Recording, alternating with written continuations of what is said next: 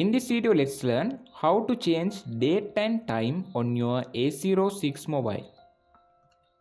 Go to your mobile settings, scroll down this page, go to General Management option. You can see here date and time option, click on it.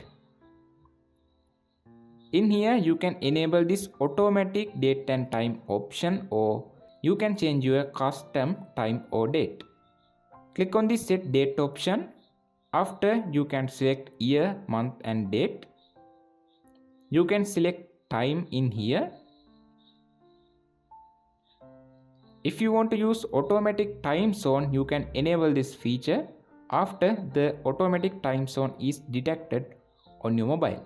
If you want to enable it manual, you can turn off this feature and you can select time zone by click on this option.